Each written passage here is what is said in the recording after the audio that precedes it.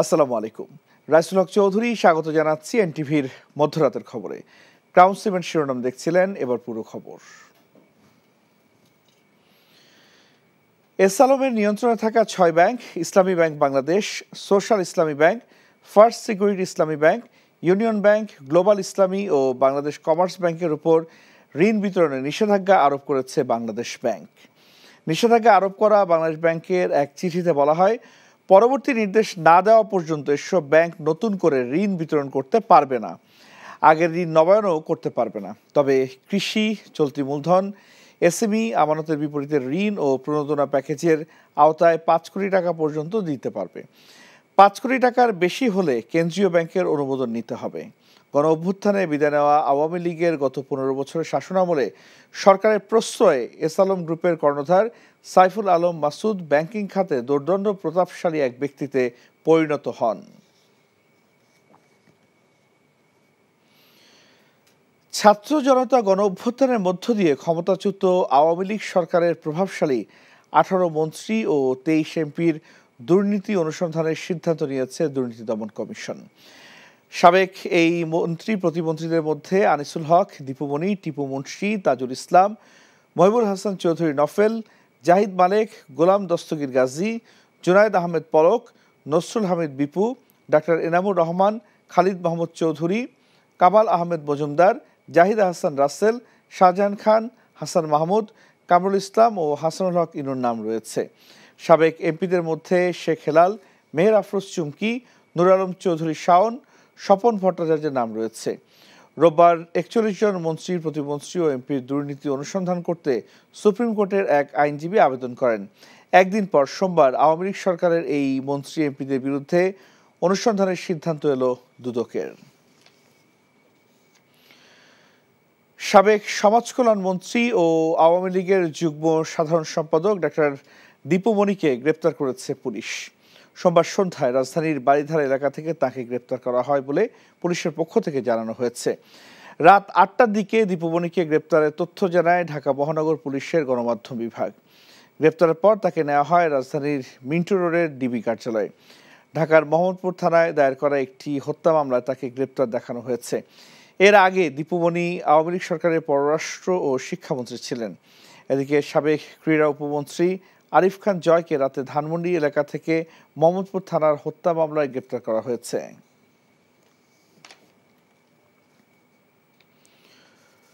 তত্ত্বাবধায়ক সরকার ব্যবস্থা বাতিল করে সংবিধানের 85 সংশোধনী কেন অবৈধ নয় জানতে চেয়ে রুল জারি করেছে high court. Attorney general Mohammad Asaduzzaman বলেছেন, এই সংশোধনীর মধ্য দিয়ে গণতন্ত্রহীনতার দিকে যায় দেশ। ভোট ডাকাতি করে ক্ষমতা থাকার পথও সুগম হয়। আর রিটকারী বলছেন, স্বেচ্ছাচারিতা ও জালিয়াতির মাধ্যমে এই সংশোধনী এনেছিল শেখ হাসিনা সরকার। মেজবা হাসানের রিপোর্ট। দেশে এখনো পর্যন্ত 12টি জাতীয় সংসদ নির্বাচন অনুষ্ঠিত হয়েছে, যার মধ্যে 1991 সাল থেকে 2008 সাল পর্যন্ত সপ্তম, অষ্টম ও নবম জাতীয় সংসদ নির্বাচন হয় তত্ত্বাবধায়ক সরকারের অধীনে, যে নির্বাচনগুলোর গ্রহণযোগ্যতা মেলে দেশ বিদেশেও। নবম সংসদ নির্বাচনে আওয়ামী লীগ সরকার একক সংখ্যাগরিষ্ঠতার সুযোগে 2011 সালে সংবিধানের 15 সংশোধনীর মাধ্যমে তত্ত্বাবধায়ক সরকারের বিধান বাতিল করে। এরপর 2014 সালে দলীয় সরকারের অধীনে জাতীয় সংসদ নির্বাচনে ভোট ডাকাতি ও রাতের ভোট দেওয়া সহ নানা অনিয়মের অভিযোগ ওঠে। ব্যাপক সমালোচনার মুখে পড়ে 2019 ও 2024 সালের জাতীয় নির্বাচনও। দীর্ঘ 13 বছর পর গেল রোববার সংবিধানের 15 সংশোধনী চ্যালেঞ্জ করে রিট করেন সুশাসনের জন্য নাগরিকের সম্পাদক বদিউল আলম মজুমদার। খায়রুল্লাহর নেতৃত্বে সুপ্রিম কোর্টের আপিল বিভাগ একটা শর্ট অর্ডার, 3-4 বাক্যের একটা শর্ট অর্ডার দিয়েছে। ওখানে বলেছেন যে আগামী 2 নির্বাচন, একাদশ এবং দ্বাদশ নির্বাচনের পরে তত্ত্বাবধায়ক সরকার ব্যবস্থা বাতিল হবে। কিন্তু যেটা বলা হয়েছে আমাদের সাবেক প্রধানমন্ত্রীর পক্ষ থেকে, সাবেক প্রধানমন্ত্রী বলেছে, আমি তত্ত্বাবধায়ক সরকার ব্যবস্থা বাতিল করি নাই, আদালত করেছে। আদালত বলেছে যে পরবর্তী নির্বাচন যদি তত্ত্বাবধায়ক সরকারের অধীনে হইতে হয় সংশোধন অনুমোদন লাগবে। এটা সম্পূর্ণভাবে মিথ্যাচার, সম্পূর্ণ জালিয়াতির মাধ্যমে সংবিধান লঙ্ঘন করে এই যে বিরাট বিভ্রান্তি সৃষ্টি করে স্বেচ্ছাচারীদের ভিত্তিতে 15 সংশোধনী পাশ করা হয়। সোমবার এই সংশোধনী বাতিল চেয়ে রিটের শুনানি হয় উচ্চ আদালতে। শুনানি শেষে সংশোধনীটি কেন অবৈধ ঘোষণা করা হবে না তা জানতে চেয়ে রুল জারি করে হাইকোর্ট। নবম সংসদ বলে দিচ্ছে যে এর পরবর্তীতে আর কোনো সংসদ অনেকগুলো ধারা আর কোনো সংশোধনী করতে পারবে না, যার ফলে আমাদের ভবিষ্যৎ প্রজন্মকে একটা পুরনো ধ্যান ধারণার মধ্যে গণ্ডিবদ্ধ করার একটা ব্যবস্থা করা হয়েছে, যেটা সংবিধানের মূল কাঠামো, যে জনগণ সকল ক্ষমতার মালিক, সেই মূল কাঠামোর সাথে সম্পূর্ণ পরিপন্থী। অ্যাটর্নি জেনারেল বলছেন, এই সংশোধনের মাধ্যমে গণতন্ত্রহীনতা ও ভোট ডাকাতি করে ক্ষমতায় থাকার পথ সুগম হয়। ছাতের ক দিয়ে তারা এমনভাবে করতে চেয়েছেন যে ভোট ডাকাতি করে ক্ষমতায় থাকতে পারতেছেন, কিন্তু অন্য কোনোভাবে কেউ যাতে না আসতে পারে। তত্ত্বাবধায়ক বলেন, নির্বাচন প্রক্রিয়াকে স্বচ্ছ করার জন্য বলেন, সেটা যাতে না আসতে পারে, সেটা একটা ছিল। বিচার বিভাগের কন্ট্রোল করার জন্য অনেকগুলো উপাদান ছোট ছোট করে দিয়ে দেওয়া ছিল। হাইকোর্টের অবকাশকালীন ছুটির পর রিটটি চূড়ান্ত নিষ্পত্তি হবে বলে আশা করেন আইনজীবীরা। Misbah Hasan, NTV news, Dhaka. দেশের 12টি সিটি কর্পোরেশন সহ সব পৌরসভা এবং জেলা ও উপজেলা পরিষদে প্রশাসক নিয়োগ দিয়েছে স্থানীয় সরকার মন্ত্রণালয়। এটিকে সংস্কারের প্রথম ধাপ ও ছাত্র জনতার আন্দোলনের প্রত্যাশা পূরণ হিসেবে দেখছেন সংশ্লিষ্ট উপদেষ্টা। আর সংস্কার করে ব্যাংক, রাজস্ব ও কর সংক্রান্ত কার্যক্রম সহজ করা হবে বলে জানিয়েছেন অর্থ উপদেষ্টা। এছাড়া গণ অভ্যুত্থানে গণহত্যা তদন্তে সহায়তা করতে আগামী সপ্তাহে জাতিসংঘের প্রতিনিধি দল আসবে বলে জানিয়েছেন স্বরাষ্ট্র উপদেষ্টা। সোমবার সচিবালয়ে আলাদা আলাদা অনুষ্ঠানে এসব বলেন তারা। রিপোর্ট করছেন রকুনউদ্দিন। গণ অভ্যুত্থানের পর সিটি কর্পোরেশন সহ স্থানীয় সরকারের অধীনে থাকা দেশের প্রায় সব পৌরসভা এবং জেলা ও উপজেলা পরিষদে আসেননি জনপ্রতিনিধিরা। তাই জনদুর্ভোগ কমাতে শূন্য পদগুলোতে প্রশাসক নিয়োগ দিতে পারবে সরকার, এমন বিধান রেখে সংশোধিত স্থানীয় সরকার অধ্যাদেশ 2024-এর খসড়ার অনুমোদন করে অন্তর্বর্তী সরকারের উপদেষ্টা পরিষদ। আর 17 আগস্ট এ সংক্রান্ত অধ্যাদেশ জারির একদিন পর সব জায়গায় প্রশাসক নিয়োগ করে প্রজ্ঞাপন জারি করেছে স্থানীয় সরকার মন্ত্রণালয়। এটা হচ্ছে পুরো লোকাল গভর্নমেন্টকে একটা পরিচ্ছন্ন করার একটা প্রচেষ্টা। পরিবর্তিত অবস্থায় যদি কোনো পরিবর্তন আনার প্রয়োজন হয়, বর্তমান যে ব্যবস্থা করা হয়েছে তাহলে সেই ব্যবস্থা নেওয়া হবে। কাউন্সিলরদের ব্যাপারে কোনো সিদ্ধান্ত হয়নি। খুব শিগগিরই ওইখানে আপনার নির্বাচিত জনপ্রতিনিধি, শিগগিরটাও তো আবার কোয়ালিফাইড।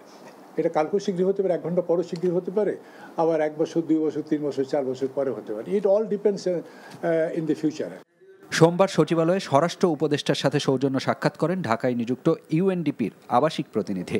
পরে সাংবাদিকদের সাথে আলাপকালে আইন শৃঙ্খলা পরিস্থিতির উন্নতি এবং খাদ্য উৎপাদন ঠিক রাখা বর্তমান সরকারের অন্যতম অগ্রাধিকার বলে জানান উপদেষ্টা। জাতিসংঘ থেকে ওটা এরা হয়তো পাঠাবে, নেক্সট উইক আসতে পারে। ওনারা এই পরিস্থিতিতে আমাদের কি ধরনের সাহায্য এবং সহযোগিতা করতে পারে ওই ব্যাপারে আমাদের মেইনলি আলাপটা হয়েছে। আর অর্থ উপদেষ্টার কার্যালয়ে তার সাথে সাক্ষাৎ করেন বাংলাদেশে নিযুক্ত জাপানের রাষ্ট্রদূত। কতগুলো প্রকল্প আমরা বলি যেগুলো আছে সেগুলো দ্রুত যেন অর্থের স্বাক্ষর করা হয়। আমরা অ্যাসুরেন্স দিয়ে সেটা ইমপ্লিমেন্ট হবে, অথবা ওরা বলছে এগুলো কোনো সমস্যা হবে না। কিছু কিছু ব্যাপারে ওরা বলি সংস্কারের ব্যাপারে আমাদেরকে প্রশ্ন করেছিল, ব্যাংকিং সেক্টর, এনবিআর, কাস্টমস। আমরা বলছি এগুলোটা ইমিডিয়েটলি আমাদের সংস্কারের ব্যাপার আছে, ওটা উইল ডু ইট। এদিকে রেলপথ মন্ত্রণালয়ে প্রথমবারের মতো অফিস করে রেলের জমি, টিকিট সহ সর্বক্ষেত্রে দুর্নীতি শূন্যের কোটায় আনার আশ্বাস দেন সংশ্লিষ্ট উপদেষ্টা। এবং আমরা কিন্তু কনস্ট্যান্টলি মনিটরিং করবো। এই যে রেলওয়েতে যেসব সিদ্ধান্ত হয়েছে, আপনারা মনে করবেন যে না আমরা বলে দিয়েছি একটা বক্তৃতা, এটা কিন্তু বক্তৃতা না। এটা কিন্তু বক্তৃতার সরকার না, এটা হচ্ছে কাজের সরকার। দ্রুতই রেল মন্ত্রণালয়ের সাথে সংশ্লিষ্ট সবার আয়, ব্যয় ও সম্পত্তির হিসেব নেওয়া হবে বলেও জানান ফাউজুল কবির খান। রকুনউদ্দিন, NTV news, Dhaka.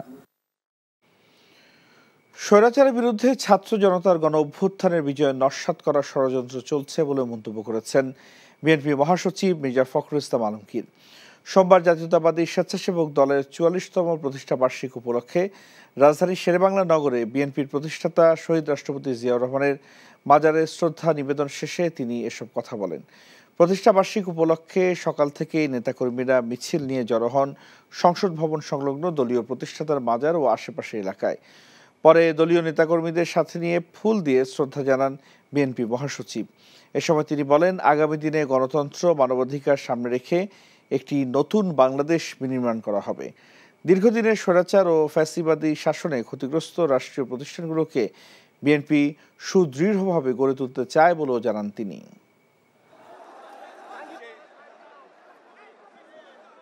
কিছু সংখ্যক ব্যক্তি আজকে ছাত্র জনতার এই বিজয়কে নস্যাৎ করে দেওয়ার জন্য ষড়যন্ত্র করছে, চক্রান্ত করছে। তারা বিভিন্ন অঞ্চলে গোলযোগ সৃষ্টি করে আমাদের দলের নেতাকর্মীদের উপরে অন্যায়ভাবে আরোপ সৃষ্টি করার চেষ্টা করছে। আমরা পরিষ্কার ভাষায় বলতে চাই, আমাদের দলের কোনো নেতাকর্মী কোনো রকম কোনো এই ধরনের ঘটনার সঙ্গে জড়িত নয়। আমরা চাই একটা গণতান্ত্রিক বাংলাদেশ, সাম্য, মানবিক অধিকার, ন্যায় বিচারকে প্রতিষ্ঠিত করে আমরা এই নতুন বাংলাদেশ গঠন করতে চাই। সাবেক প্রধানমন্ত্রী শেখ হাসিনার বিরুদ্ধে আরও 4টি হত্যা মামলা দায়ের হয়েছে। এর মধ্যে ঢাকায় 2টি এবং চট্টগ্রাম ও নারায়ণগঞ্জে 1টি করে মামলা হয়েছে। কোটা সংস্কার আন্দোলনের সময় রাজধানীর মিরপুরে 2 জনকে হত্যার অভিযোগে 2টি মামলা দায়ের করা হয়। ঢাকার সিএমএম আদালতের ম্যাজিস্ট্রেট মেহেদী হাসান পৃথক 2টি খুনের অভিযোগ এজাহার হিসেবে রেকর্ড করতে মিরপুর থানার ভারপ্রাপ্ত কর্মকর্তাকে নির্দেশ দেন। এদিকে নারায়ণগঞ্জের ছাত্র আন্দোলনে গুলিবিদ্ধ হয়ে ব্যবসায়ী মিলন নিহতের ঘটনায় সাবেক প্রধানমন্ত্রী শেখ হাসিনা ও সাবেক সংসদ সদস্য শামীম ওসমান সহ 62 জনের নামে হত্যা মামলা দায়ের করা হয়েছে। আর 16 জুলাই বৈষম্য বিরোধী আন্দোলন চলাকালে চট্টগ্রামের মুরাদপুরের সংঘর্ষে গুলিতে নিহত হন কলেজ ছাত্র ওয়াসিম আকরাম। এই ঘটনায় নগরীর পাঁচলাইশ থানায় মামলা করেছে নিহতের মা জ্যোৎস্না বেগম।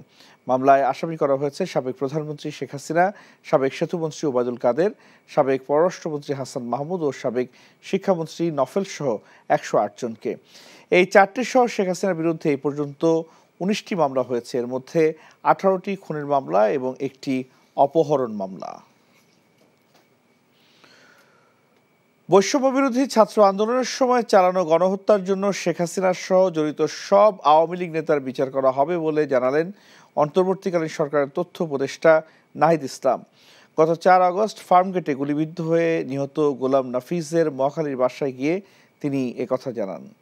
সোমবার সন্ধ্যার পর নাহিদ ইসলামের সাথে যুব ও ক্রীড়া উপদেষ্টা আসিফ মাহমুদ ও নিহত গোলাম নাফিজের পরিবারের সাথে দেখা করেন।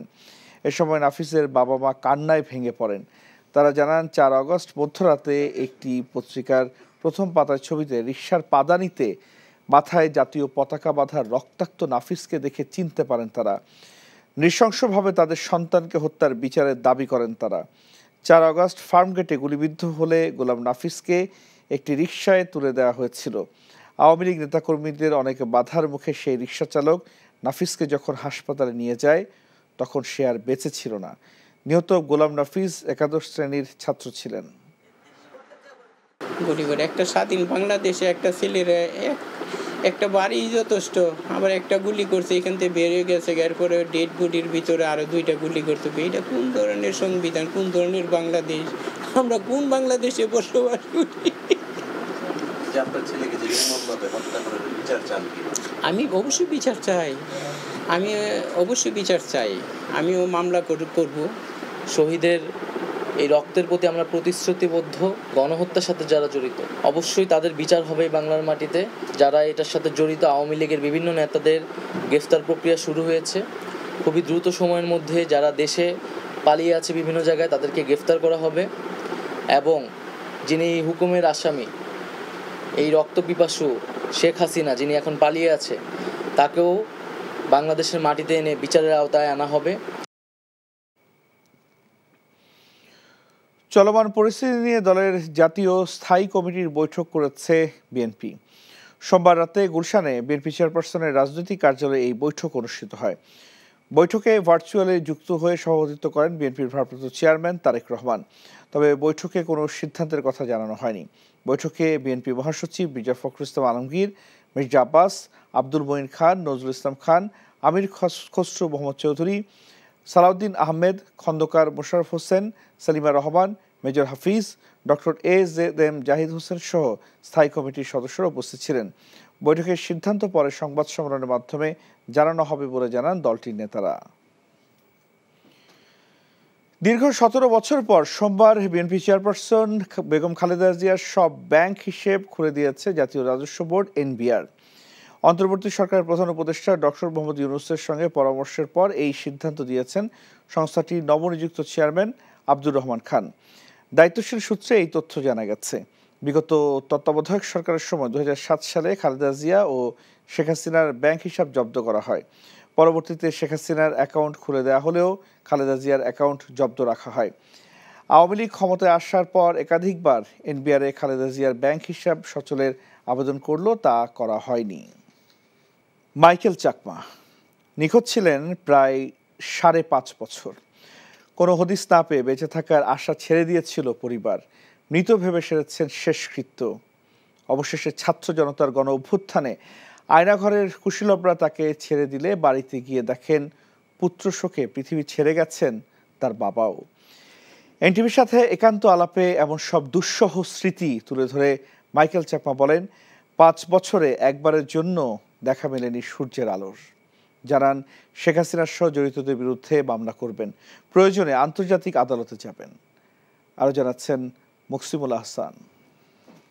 আবু সাইদ সহ যারা শহীদ হয়েছেন তাদের প্রতি আমার সেলুট, শ্রদ্ধা, সম্মান জানাই আমি। এখন এই সংগ্রামটা না হলে, ফ্যাসিজমের পতন না হলে, হাসিনার রেজিমটা যদি শেষ না হলে, পতন না হলে আমার মুক্তি পাওয়া সম্ভব হতো না। 2019 সালের 9 এপ্রিল পার্বত্য চট্টগ্রামের মাইকেল চাকমা ঢাকায় অবস্থানকালে গুমের শিকার হন রাজধানীর কল্যাণপুর বাস স্ট্যান্ড থেকে। সাদা পোশাকধারী কিছু লোক তুলে নিয়ে যায়। তোলার সাথে সাথে আমার সব কিছু নিয়ে নিল, যে আমার ব্যাগ, আমার মোবাইল ফোন, আর আমার চোখ বেঁধে দিল একটা কালো কাপড় দিয়ে। ফেসবুক পাসওয়ার্ড সব নিয়ে নিল তারা। এই যে চোখ বেঁধে দিল, আমি এই 5 বছর 3 মাস অন্ধকারের মধ্যে ছিলাম। আমি বাইরের কোনো আলো বাতাস, এই পৃথিবী থেকে একেবারে বিচ্ছিন্ন অবস্থা, সেটা মৃত্যুর মতো চরম অমানবিক অবস্থায়। কত যে কষ্টের সেটা বাইরে থেকে কেউ কল্পনা করে বুঝতে পারবে না। নিখোঁজ থাকায় বছরের পর বছর মাইকেলকে খুঁজেছেন পরিবারের সদস্যরা। প্রথমে আমাকে অনেক খোঁজাখুঁজি করেছিল তারা। আমার বোন ছিল ঢাকায় অনেকবার। কোথাও যেন তো লাশ পাওয়া গেছে নারায়ণগঞ্জের ওদিকে, ওই লাশটা দেখতে গিয়েছিল মর্গে, কিন্তু না, তারা নিশ্চিত হলো না সেই আমি নয়। এভাবে খোঁজাখুঁজি করতে করতে করতে করতে তারা আর পরে খোঁজাখুঁজি করেনি। তবুও তারা হয়তো বা তারা ভেবেছিল যদি সে তাকে ছাড়লে তো এতদিন ছাড়তো, এটা তো 2-3 বছর হয়ে গেল, হয়তো বা সে আর আসবে না। ওই ধারণা থেকে তারা আমার শেষকৃত্য তারা করে দিয়েছে। আমি তো যাওয়ার পর খোঁজ নিয়েছিলাম বাবা কেমন আছে, আমি জানতাম না বাবা মারা গেছে। আমার ছোটো বোনকে যখন, আমার বড় বোনকে যখন ফোন দিলাম রাতে, সে একদম কান্না করতে লাগলো বাবার কথা জিজ্ঞেস করার পর। আমি বুঝলাম বাবা আর নাই। বন্দিশালায় কাটানো দিনগুলো তার কাছে অবর্ণনীয়। ঘুমাতে পারতাম না আমি। কোনো সময় স্বপ্নে দেখতাম আমার পরিবারের সদস্যদেরকে। মানে ওখানে দিন যে কীভাবে কাটে তা বোঝানো যায় না। আপনি চিন্তা করেন, একজন লোক ছোট্ট একটা জায়গায় রাত দিন 24টা ঘন্টা, দিনের পর দিন, মাসের পর মাস থাকা, জানালা নাই, আর বাইরে দেখার তো সুযোগ নাই। কি সকাল বিকাল বুঝতে পারবেন না, এটাকে সিস্টেম করে রাখে ডিরেক্ট যাতে আলোটা না ঢুকে। পূর্ব পশ্চিম উত্তর দক্ষিণ বুঝতে পারবেন না আপনি। যখন মাস বছর যায় তারা ছাড়ে না, তখন বসলাম নো, আমি আর ছাড়া পাবো না, আমাকে রাখবে তারা এখানে। হাসিনার যে আমর, আমি তার বয়সটা হিসেব করতাম, তার বয়স কত হয়েছে। ভাবতাম ও তো আর বেশি দিন বাঁচবে না, হয়তো আরও 5-7 বছর বাঁচতে পারে। সে মারা গেলে পরে তার শাসন আমল শেষ হবে, তারপরে হয়তো আমি ছাড়া পাবো। নতুবা তারা আমাকে বলেছে, তোমাকে যদি আমরা 30 বছর এই জায়গায় রাখি, কারো সাধ্য নেই এই জায়গা থেকে বের করে নেওয়ার। গত 15 বছরে গুম হয়েছেন আরও অনেকে, যাদের নির্যাতন আর কষ্টের কিছুটা উঠে এসেছে মাইকেলের বর্ণনায়। মানুষ ডিরেক্টলি দেখা যায় না, কিন্তু আওয়াজ শোনা যায়। মানুষ কান্নাকাটি করে ওখানে। কোনো লোক একেবারে উচ্চস্বরে কান্নাকাটি করতো। কোনো কাউকে শোনা যায় নামাজের সময় সে কান্নাকাটি করে। নানা রকম শব্দ শোনা যায়, তাদের আহাজারির শব্দ। প্যান চালু থাকলে তেমন শোনা যায় না। গোসলের সময় তারা একজনকে গোসল বাথরুমে ঢুকিয়ে দিয়ে আরেকজনকে টয়লেটে ঢুকায়, এরকম করে। মানে ওই দরজার মধ্যে একটা ছোট্ট হোল আছে, ওই হোল দিয়ে দেখা যায় যে অন্য একজন লোককে নিয়ে আসতে। তো এইভাবে আমি অনেক লোককে দেখেছিলাম। রুম থেকে বের করলে তারা চোখ বেঁধে দেয়, হ্যান্ডকাফ লাগায়, বাইরে কিছু দেখতে দেয় না। ছাত্র জনতার গণ অভ্যুত্থানের পরদিন 6 আগস্ট ভোরে চট্টগ্রাম সড়কের পাশে চোখ আর হাত বেঁধে ফেলে রেখে যাওয়া হয় মাইকেল চাকমাকে। এর জন্য তৎকালীন যে প্রধানমন্ত্রী শেখ হাসিনা দায় এবং শেখ হাসিনা সহ যারা এই খুন গুমের সাথে জড়িত তাদেরকে অবশ্যই দৃষ্টান্তমূলক শাস্তি পেতে হবে। সেই জন্য আমি আইনানুগ ব্যবস্থা যা যা আইনে যা বলা আছে যেভাবে করতে হয় তাদের বিরুদ্ধে আমি মামলা দায়ের করব। আমার দেশে এবং আন্তর্জাতিক আদালতেও যদি করা যায় আমি তার জন্য প্রস্তুত আছি। আয়নাঘর সহ সব টর্চার সেলের বন্দীদের মুক্তির দাবি জানিয়েছেন মাইকেল চাকমা। বলেন, এমন দুর্বিষহ কষ্ট আর যেন কাউকে সইতে না হয়। বিচার বহির্ভূত গোপন টর্চার সেল বন্ধ করতে হবে স্থায়ীভাবে। Muksimul Ahsan, NTV news, Dhaka. দীর্ঘ 7.5 বছর পর নিজ কার্যালয়ে ফিরেছেন দেশের জনপ্রিয় টিভি চ্যানেল এনটিভি চেয়ারম্যান ও ব্যবস্থাপনা পরিচালক আলহাজ মোহাম্মদ মোসাদ্দেক আলী। ছাত্র জনতার আত্মত্যাগে পাওয়া নতুন বাংলাদেশে আরও দায়িত্বশীল সংবাদ পরিবেশন করে সত্য তুলে ধরবে এনটিভি, এমন প্রত্যাশার কথা জানান তিনি। দর্শকের ভালোবাসা এনটিভি আরও এগিয়ে যাবে বলেও প্রত্যাশা ব্যক্ত করেন এনটিভি চেয়ারম্যান ও ব্যবস্থাপনা পরিচালক। আরও জানাচ্ছেন নাজিবুর রহমান।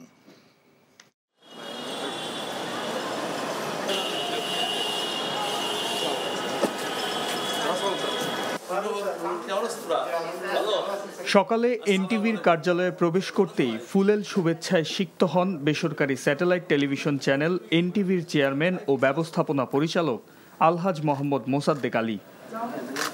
বস্তুনিষ্ঠ সংবাদ আর বাংলা সংস্কৃতি বহন করে দুর্বার গতিতে সময়ের সাথে আগামীর পথে ছুটে চলা এনটিভির রূপকার তিনি।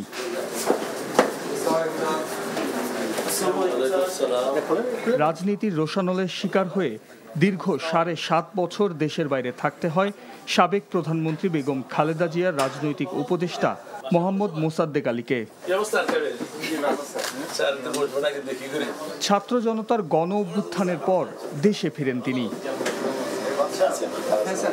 তার অনুপস্থিতিতে এনটিভির কর্মীরা পেশাদারিত্বের সাথে সংবাদ ও অনুষ্ঠান সম্প্রচার করায় সকলের প্রতি কৃতজ্ঞতা প্রকাশ করেন প্রতিষ্ঠানের চেয়ারম্যান ও ব্যবস্থাপনা পরিচালক। যাদের ত্যাগের বিনিময়ে নতুন বাংলাদেশ পেল দেশের জনগণ, তাদের প্রতি গভীর শ্রদ্ধা জানান তিনি। যাদের পরিশ্রমে যারা জীবন দিয়েছে, তাদের এই ছাত্র জনতা, তাদের কথা আমাদেরকে মনে রাখতে হবে। তাদের যেই চিন্তা, যাদের যে টিম স্পিরিট, সেটা কাজে লাগাতে হবে। আমাদের অনেকে চলে গেছে, যেতে আমাদের সবাই হবে। যারা গেছে আল্লাহর দরবারে তাদের জন্য দোয়া করি, আল্লাহ তাদের জান্নাত নসিব করুক। তাদের এই ত্যাগ যেন আমরা ভুলে না যাই। আলহামদুলিল্লাহ, খুব ভালো লাগছে। আল্লাহর দরবারে শুকরিয়া আদায় করছি সর্বপ্রথম যে মহান আল্লাহ রব্বুল আলামিন দয়া করে আমাদেরকে আবার একত্রিত করেছে। দীর্ঘ 7.5 বছর পরে আমি আবার এনটিভিতে আসলাম। আমি সবসময় বলে থাকি যে এনটিভি একটি পরিবার। আমি ছিলাম না, কিন্তু আমার এই পরিবারের সকল সদস্য নিজের এই প্রতিষ্ঠানকে আগলে রেখেছে, জীবন দিয়ে কষ্ট করেছে। করোনা সহ সকল সময় আমরা অনেক কিছু হারিয়েছি, কিন্তু অনেক কিছু আবার পেয়েছি। যেমন লিডারশিপ তৈরি হওয়া দরকার, একজন না থাকলে আরেকজন এইভাবে কাজ করবে, সেটা শিখে গেছে। আমি মনে করি না কারোর জন্য কোনো কাজ বসে থাকবে, এবং এনটিভি এটা শিখিয়েছে। আমি মনে করি এনটিভিকে সবাই ফলো করবে আগামী দিনে। এবং এনটিভি যে পরিবারের যেই কর্মী বাহিনী, এরা যেভাবে কাজ করেছে, নিজের প্রতিষ্ঠানের একজন কর্মকর্তা চেয়ারম্যান না থাকার পরেও আমি দেখছি আসলে সবাই এই প্রতিষ্ঠানের চেয়ারম্যান, প্রতিষ্ঠানের মালিক, এবং তারা কাজ করেছে। আমি গর্ববোধ করি তাদেরকে নিয়ে। আগামীতেও এনটিভি বস্তুনিষ্ঠ সংবাদ ও অনুষ্ঠান সম্প্রচার করে দেশীয় সংস্কৃতিকে সারা বিশ্বের মানুষের কাছে পৌঁছে দেবে। সময়ের সাথে আগামীর পথে এই চিরায়ত স্লোগানকে বুকে ধারণ করে আধুনিক তথ্য প্রযুক্তির ব্যবহারের মাধ্যমে দ্রুত মানুষের কাছে তথ্য পৌঁছে দেবেন এনটিভির সংবাদকর্মীরা। সেই প্রতিশ্রুতির কথাও তুলে ধরেন এনটিভির চেয়ারম্যান ও ব্যবস্থাপনা পরিচালক। আমাদের স্লোগানই হচ্ছে সময়ের সাথে আগামীর পথে। আমরা সকল সময় আমাদের যুবকদের আমরা সুযোগ দিয়ে থাকি। আমরা আশা করব আমাদের এই যে এবার যে আমরা সবাই বলে আমরা দ্বিতীয়বার আমরা স্বাধীন করেছি, এবং আগামী দিনগুলোতে এনটিভিতেও আমি বলবো এনটিভি সকল সময় সত্যর সাথে ছিল, সকল সময় সত্য নিউজ সকল সময় সবার আগে প্রচার করেছে। আগামী দিনগুলোতে আরও দায়িত্বশীল হবে। এবারের এই কর্মসূচি দেখে আমাদের তরুণদের, আমাদের এই ছেলেদেরকে, মেয়েদেরকে আমরা আশা করব এই তরুণ সমাজ নিয়ে বাংলাদেশ যেমন গড়বে, এনটিভি তার পাশে সকল সময় থাকবে। শেখ হাসিনা সরকারের রোষানলে পড়ে একের পর এক মিথ্যা মামলায় জর্জরিত হয়ে দেশের বাইরে চলে যেতে বাধ্য হন আলহাজ মোহাম্মদ মোসাদ্দেক আলী। 18ই আগস্ট দেশে ফেরেন তিনি।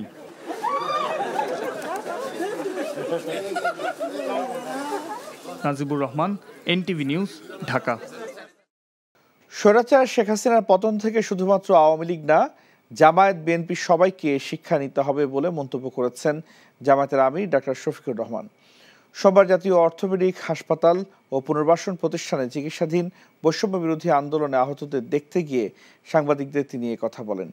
তিনি আরও বলেন, এরপরে যারা দেশ পরিচালনায় আসবেন তারা যেন জালিমের ভূমিকা অবতীর্ণ না হয়, একই রাস্তায় যেন তারা না চলেন।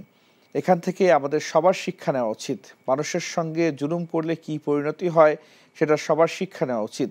জীবনের মায়া ত্যাগ করে মানুষ যখন জাতির জন্য প্রাণ হাতে নিয়ে দাঁড়িয়ে যায় তখন সে জাতিকে আর কেউ দাবায় রাখতে পারে না বলেও জামায়াতের আমির বলেন।